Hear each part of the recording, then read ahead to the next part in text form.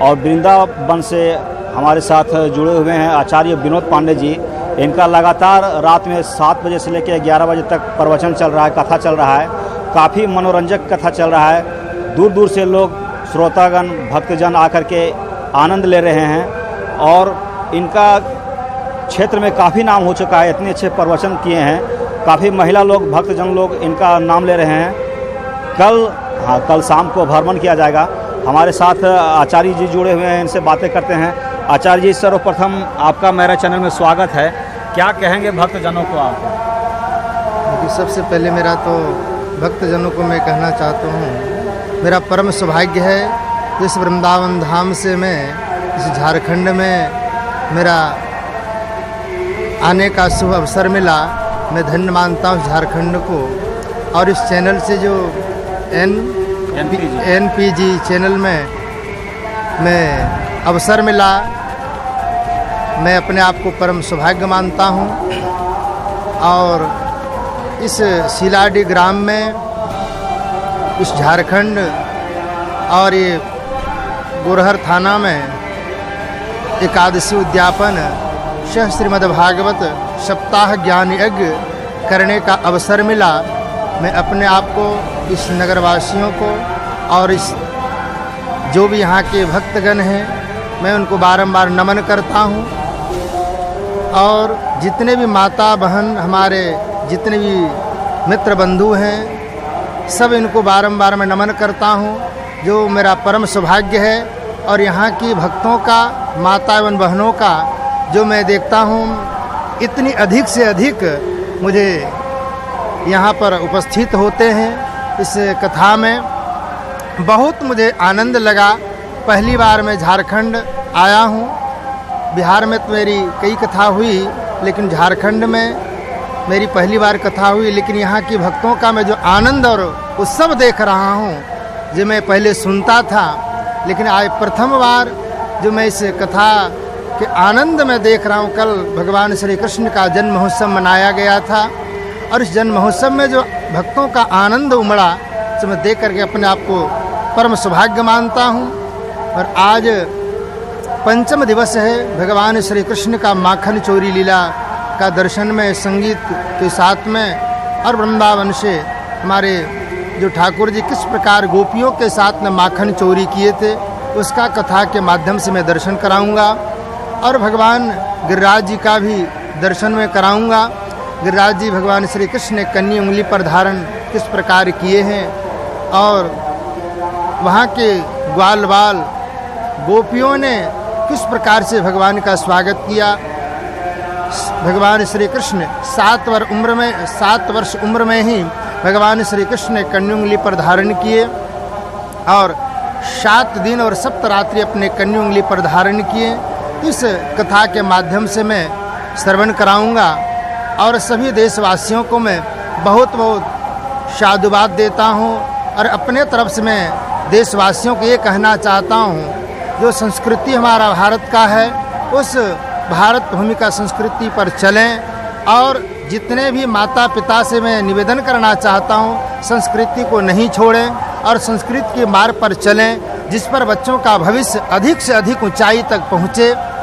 और सब अब इंग्लिश पढ़ना चाहते हैं, अच्छी बात है, लेकिन अपने जो हमारा भारत का संस्कार है, इस संस्कार को कभी ना भूलें। और मैं सभी देशवासियों से प्रार्थना करता हूं, जो शिक्षा में कमी ना हो, बच्चों को शिक्षा के मार्ग पर चलें और संस्कृति के मार्ग पर चलें। और ये ठाकुर जी की असीम कृपा रहेगा। मैं ठाकुर से प्रार्थना करता हूँ, ये सभी बच्चों पर भी और उनके माता पिता पर भी, जो कभी न कभी जो अवसर मिलता है, उस अवसर में, ये सत्संग का जो अवसर मिलता है, उस अवसर में बच्चों को जरूर ले जाएं। इससे संस्कार बच्चों को अधिक से अधिक लाभ मिलेगा, माता पिता को भी मिलेगा। और कभी इधर उधर जो बच्चे भटक जाते हो, भटकने का अवसर नहीं प्राप्त होगा, ये सत्संग से प्राप्त होता है। तो संत गोस्वामी तुलसीदास जी महाराज कहते हैं रामचरितमानस में, बिनु सत्संग विवेक न होई, राम कृपा बिनु सुलभन सोई। ये संत गोस्वामी तुलसीदास जी महाराज कहते हैं, ये सत्संग से ही गुण का प्रभाव होता है। यदि बच्चे जाते हैं सत्संग में तो उनका परम लाभ मिलेगा और बच्चों का संस्कार बढ़ेगा। और मैं देशवासियों को इस सत्संग में, इस कथा में आएँ और उत्साह को बढ़ाएं। बिल्कुल, आपने बहुत अच्छी बात कहे आचार्य जी। आजकल के बच्चे में जो हम लोग का संस्कृति, पुराना संस्कृति, वो विलुप्त होते जा रहा है और इसको आप लोग के द्वारा उजागर करने का प्रयास किया जा रहा है। आप लोग ऐसे शिक्षा दे रहे हैं जिससे गार्जियन के साथ साथ बच्चों को भी फायदा हो रहा है। आपने बहुत अच्छी बात कही कि हर अभिभावक को चाहिए कि हमारा भारत को जो संस्कृति है, हम लोग का धर्म जो हिंदू धर्म जो कहता है, उसका शिक्षा बच्चों को देना अति आवश्यक है। आचार्य जी, आपसे एक सवाल है, आप इस क्षेत्र में कैसे आए? और देख रहे हैं आपके बच्चे भी इस क्षेत्र में आ रहे हैं, कैसे आप इस क्षेत्र में आए? देखिए, इस क्षेत्र में आए, मेरी पूर्ण रूपेण इच्छा था मैं हर देश में जाऊं और हर राज्य में जाऊं, गांव-गांव में जाऊं। तो मैं राधा रानी से प्रार्थना किया, प्रभु कभी कभी मुझे अवसर मिले कि मैं झारखंड में जाकर के मैं एक बार अपनी वाणी को रखूं। लेकिन 25 वर्षों से मेरा आना जाना था, कभी न कभी संबंध बना था। अपना परिचय दे दूं? हाँ। तो हमारे यहाँ जनकपुर पड़ता है। अति खुशी है जो इस जनकपुर में श्री कार्तिक पांडे हमारे ससुर जी हुए और आचार्य मनोज पांडे जी हमारे छोटे साला हुए और बड़े साला हमारे रंजीत पांडे जी हुए। और सबसे परम तो हमारे आप हैं, चाचा जी हैं मंटू पांडे जी, जो इस चैनल में हमको आपने स्वागत किया। मैं अपने आप को बड़ा सौभाग्य मानता हूँ। तो इस जनकपुर में मुझे कथा कहने का अवसर मिला, इससे बड़ा मेरा सौभाग्य क्या हो सकता है। भगवान राम भी अपने जनकपुर गए थे तो उनका इतना स्वागत हुआ था, जो अपने आप राम जी, जनक जी महाराज ने इतना स्वागत किया, राम जी कुछ बोल भी नहीं पाए। तो मैं क्या बोल पाऊँ, मुझे कहने का कोई शब्द नहीं है मेरे पास में। तो इस जनकपुर में कितना मेरा स्वागत हो रहा है, तो आप सबों का स्नेह और प्यार रहा, जो मैं अपनी वाणी को आप सबों के सामने प्रस्तुत कर रहा हूँ। ये सिलाडी वासियों का सौभाग्य है कि आपका मुखार बिंदु से लोग प्रवचन सुन रहे हैं, काफ़ी खुश हैं। खास करके महिला लोग आपका काफ़ी नाम ले रहे हैं और आपके टीम के द्वारा जो झांकी प्रस्तुत किया जा रहा है वो काफ़ी सराहनीय है, काफ़ी लोग चर्चा कर रहे हैं। आपके टीम में मुख्य रूप से कौन कौन से हैं? मुख्य हमारे कृष्ण गौर जी हैं और उसके बाद में हमारे भाई साहब हैं, 2-3 मित्र और भी हैं। हम लोग साथ लेके वहाँ से चलते हैं वृंदावन से, और सभी साथ कलाकारों के साथ में मैं चलता हूँ। आप वृंदावन में रहते हैं, वहाँ का वृंदावन क्या महत्व है वहाँ का? ठाकुर वृंदावन देखिए, हम तो ठाकुर जी का मैं तो आज मैं 2001 में वृंदावन, श्रीधाम वृंदावन में गया और वहाँ जाकर के मैं राधा गोविंद की सेवा करके मैंने अध्ययन को किया, श्रीमद् भागवत महापुराण को। और उसी स्थान से मैं अध्ययन करके मैं फिर आचार्य जी का संपूर्णानंद विश्वविद्यालय से मैंने किया। और मैं ठाकुर जी की सेवा करते करते मुझे तो बड़ा सौभाग्य मिला। मैं 1 घंटा का मुझे श्रीमद् भागवत कथा करने का अवसर मिला था।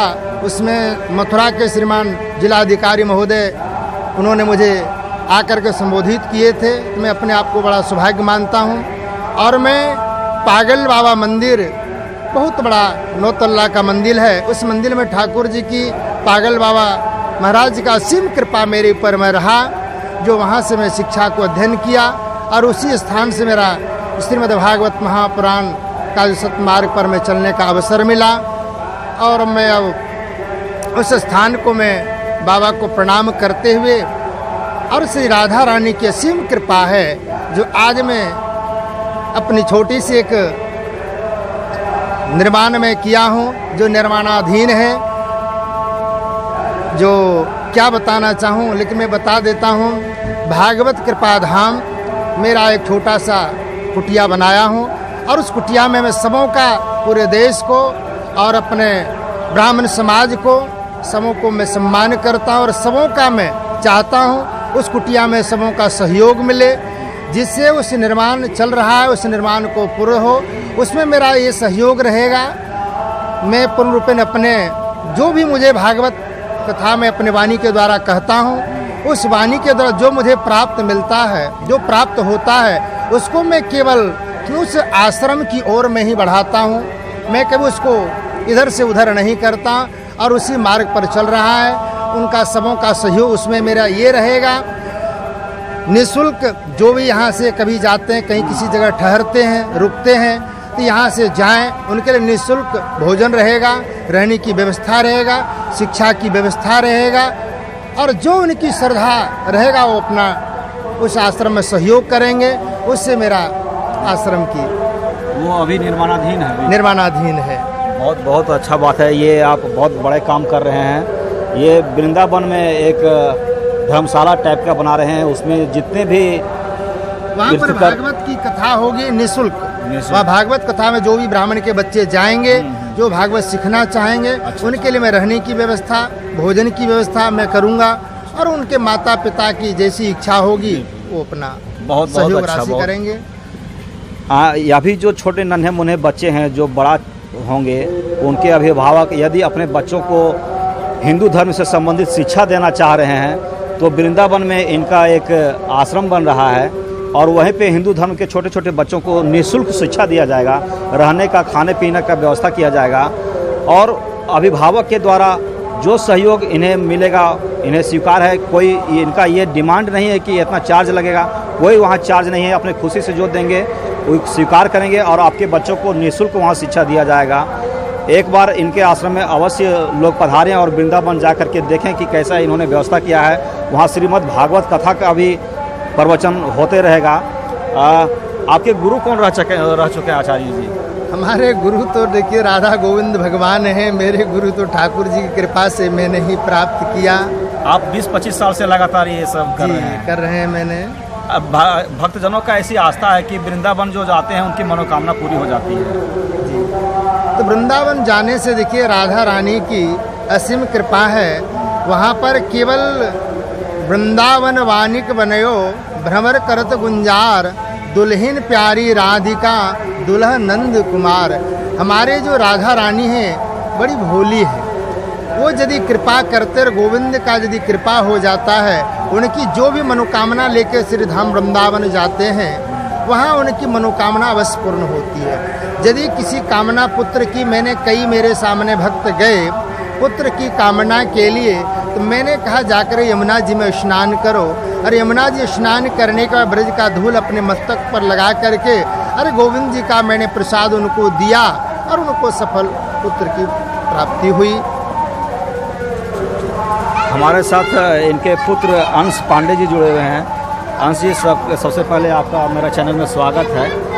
क्या कहेंगे? आपका भी प्रवचन हम लोग लगातार सुन रहे हैं। बहुत अच्छा स्वर में आप भजन गाते हैं। भक्तजनों को क्या कहेंगे आप?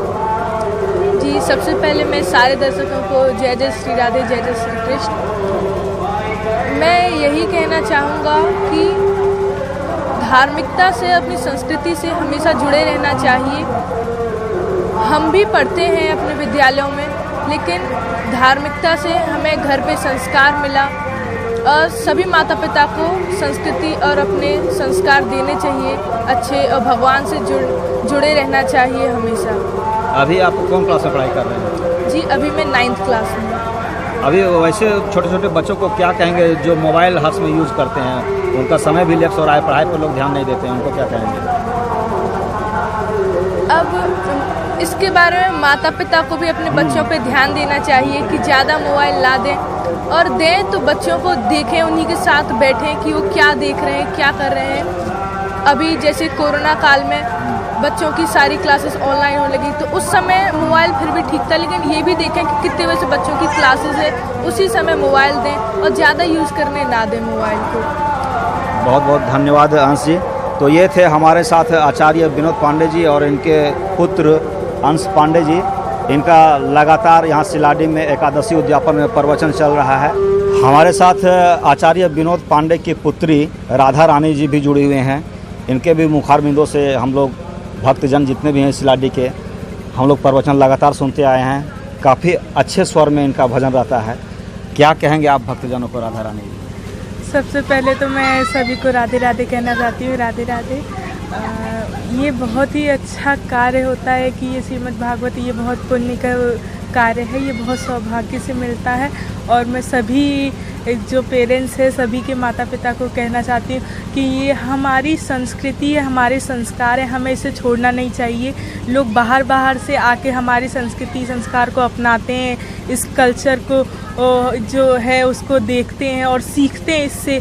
हमारी संस्कृत भाषा है, हमारी राष्ट्रीय भाषा हिंदी है, इसको छोड़ना नहीं चाहिए, इसे अपनाए रखना चाहिए, इसको आगे तक लेके जाना चाहिए। ये हमारी पूर्वजों की धरोहर है, ये हमें इसको छोड़ना नहीं चाहिए और इसके साथ बने रहना चाहिए।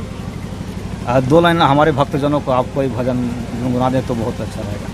धारा जो बह रही है श्री राधा नाम की, धारा जो बह रही है श्री राधा नाम की, राधा के नाम का ये साया घना घना है, राधा के नाम का ये साया घना घना है, खुद ही सुनाई देगा राधा की कल्पना है, राधा की कल्पना है, राधा की कल्पना है। बहुत सुंदर आपका गला है और मैं सरस्वती माता से ऐसा आग्रह करता हूँ, प्रार्थना करता हूँ कि आपका इसी तरह आगे भक्तजनों को अपने मुखार बिंदु से आप भक्तिमय संगीत गाते रहें और आपका बढ़ता रहे प्रवचन करने का, कथा करने का जो कार्य है आपका बढ़ता रहे। अंत में आप महिलाओं को क्या संदेश देना चाहेंगे अपने बच्चों को लेकर के? महिलाओं को यही संदेश देना चाहूँगी कि वो अपने आप को किसी भी तरीके से कम ना समझे, वो अपने आप को हर फील्ड पर, हर क्षेत्र पे तत्पर समय के हम किसी से कम नहीं है, वो भी आगे बढ़े, हर कार्य को करें।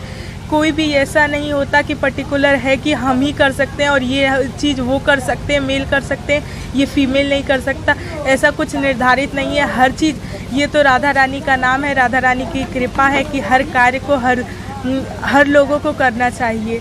ये श्री जी के चरणों में अपना पूरा आशीर्वाद लेना चाहिए, हमें पूरा जीवन उनके चरणों में समर्पित कर देना चाहिए। राधा रानी जी, ये सब कोर्स क्या आप संगीत का कोर्स भी किए हैं? नहीं, ये सब राधा रानी की कृपा है। मेरे माता पिता की इच्छा थी कि मैं अपने पढ़ाई के साथ साथ इधर भी करूं और सीखूं, तो इसीलिए मैं अपने माता पिता की इच्छा के अनुसार दोनों तरफ ही, इधर मैं 12th में हूं, मैं 12th इधर जनरल क्लासेस भी, जनरल में भी पढ़ाई कर रही हूँ, इसके साथ साथ इधर भागवत भी सीख रही हूँ और फिर अभी मैं एग्ज़ाम देने के बाद फिर मैं संगीत भी सीखूँगी। लेकिन ऐसा कुछ नहीं है कि पर्टिकुलर संगीत का कोई कोर्स कर रही हूँ, ये तो सब राधा रानी की कृपा है कि, और मेरे माता पिता का आशीर्वाद है।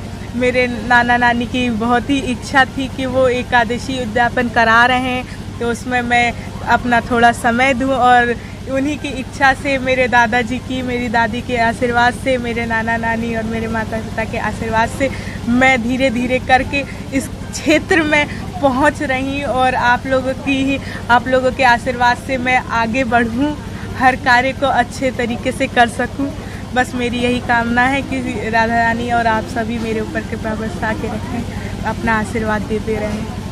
तो ये थे हमारे साथ राधा रानी पांडे जी, वृंदावन से चल करके यहाँ सिलाडी आई हुए हैं। काफ़ी अच्छे स्वर में इनका भजन रहता है और काफ़ी कम उम्र में ये अपना ख्याति प्राप्त कर चुके हैं, दूर दूर तक इनका नाम है। जब प्रवचन करने स्टेज पर आती हैं तो भक्तजन, श्रोतागण, जब तक इनका प्रवचन समाप्त नहीं होता है तब तक वहाँ से उठते नहीं हैं। इनका स्वर ऐसा है, लग रहा है कि जैसे सरस्वती इनके कंठ में वास कर गए हैं। चलते विनोद जी, आप वैसे युवकों को, नवयुवक जो हैं अभी धूम्रपान, नशा वशा का सेवन करते हैं, धर्म से संबंधित लोग तो उस पर दिलचस्पी लोग नहीं लेना चाहते हैं, उसको क्या कहेंगे आप? मैं कहना चाहता हूँ जितने भी नवयुवक हमारे मित्र हैं, भाई हैं, सबों को ये शराब युवा पान नहीं करना चाहिए, क्योंकि ये थोड़ा बड़ा शरीर का भी नुकसान होता है। और ब्रह्म वैवर्त पुराण में लिखा गया है, जो भी मित्र शराब पीते हैं उनका सब हर चीज़ का प्रायश्चित मिट जाता है, लेकिन शराब का प्रायश्चित नहीं मिटा है। तो इसलिए शराब पीना हमारे संस्कृति का नहीं और शरीर का भी नुकसान होता है, ये मैं कहना